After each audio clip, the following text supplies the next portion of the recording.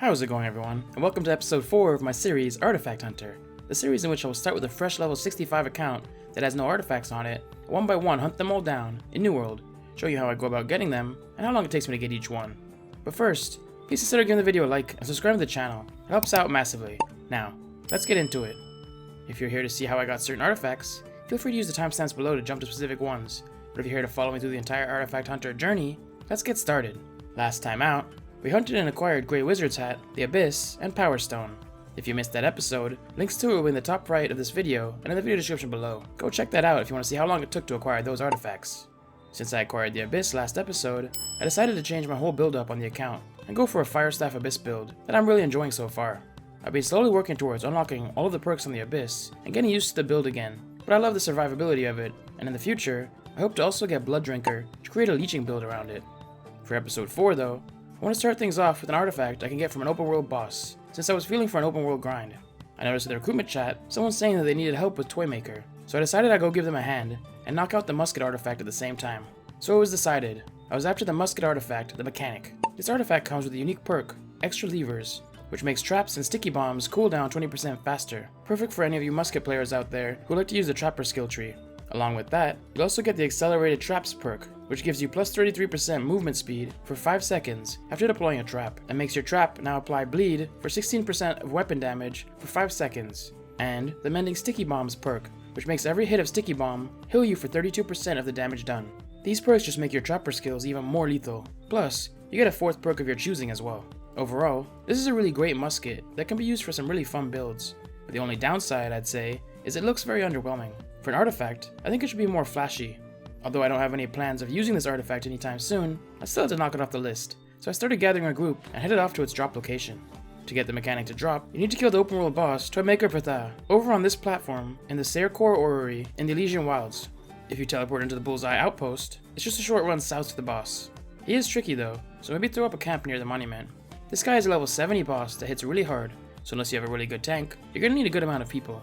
I recruited 7 people to join us from recruitment chat, and even with 7 of us, with some healers, it took a good amount of time to take him down, and people were still dying due to some of his harder hitting moves. If you're a ranged player and struggling to stay alive, you can just stand on the floating platforms and do damage from afar, while the melee players hold aggro. I was, however, able to kill the boss with just 2 of us, with me attacking from range and a tank occupying the boss's aggro, but that will require a high quality tank with good self-healing. Once my team was assembled though, I got to killing. Each kill took me roughly 2 minutes, and with a 2-minute respawn timer for the boss, I was getting a kill in every 4 minutes. After my first kill, several people got the artifact to drop, but I wasn't so lucky.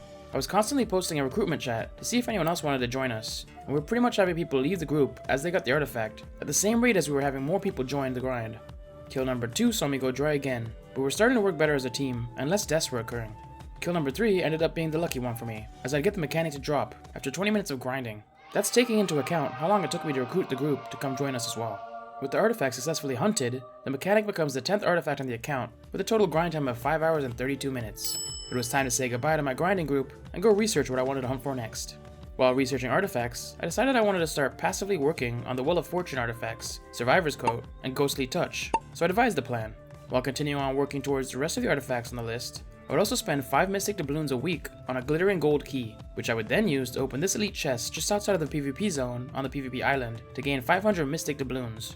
That's 495 doubloons for free for the insanely low time of 2 minutes of work. That means, every 12 weeks, I could purchase one of these artifacts for a measly 24 minutes of work. I also wanted to get a good chunk of starter doubloons, so I spent 1 hour running around the PvP island, grabbing as many chests and maps as I could, and after that, along with the 2 glittering gold keys used, I ended up with a doubloon stack of 1,388 doubloons. That's a good start towards those artifacts, and I'll slowly chip away at them week by week until I can afford one, without having to grind out PvP on the island. But after that 1 hour detour, I decided to get back to researching, to decide on which 2 artifacts I wanted to acquire to round out this episode with. Since I already spent a good amount of time grinding, I decided I wanted another 2-for-1 grind, which limited down my options, until I decided on the Tumbler Feetwraps and Koya's knee guards. These both can be gotten from Outpost Rush rewards. Plus, I felt like playing around with my new Abyss build, so I got on the OPR grind. As an added bonus, this grind would also knock out some PvP reward tracks for me, getting me closer to some of the coveted PvP track artifacts. But I got to grinding, with the light footwear artifact Tumbler Feetwraps in my sights. This is an awesome artifact that gives you the very unique perk Shirking Blessing, which gives you a plus 15% in power and 25% Fortify for 5 seconds whenever you successfully dodge an attack. Plus, you're healed for 200 plus 2% of your max health as well.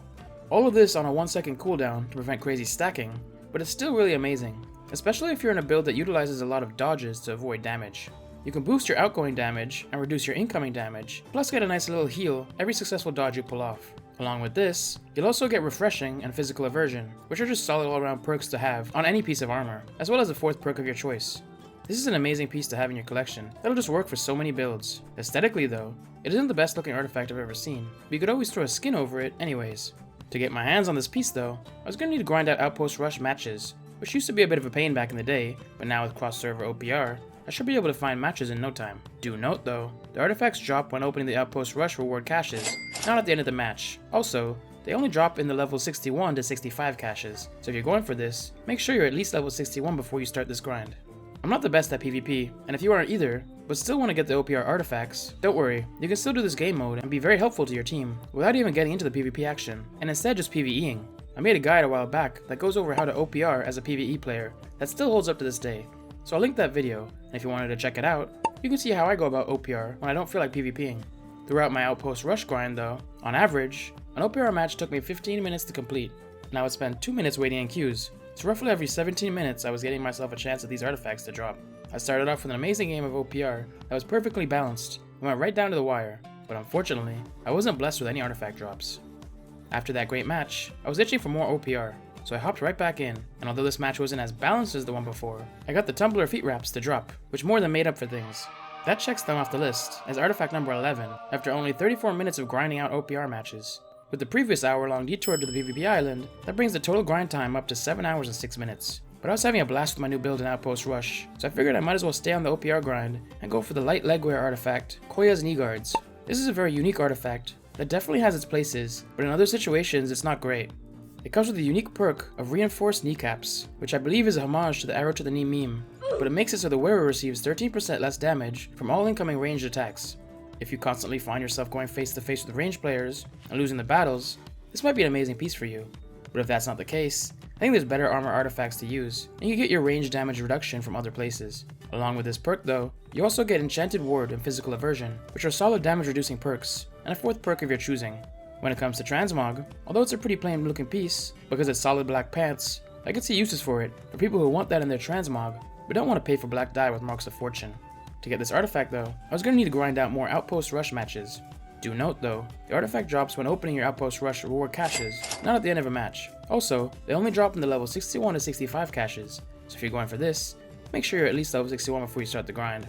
But I got to grinding, and it felt like deja vu, as although I didn't get up to my first OPR match, I would end up getting the artifact to drop on my second match, just like I did with the previous artifact. That means, with an average OPR match and wait time of 17 minutes, 34 minutes later, I would see myself acquiring the Koya's knee guard, making them the 12th artifact hunted down on the account, and bringing the total grind time to 7 hours and 40 minutes.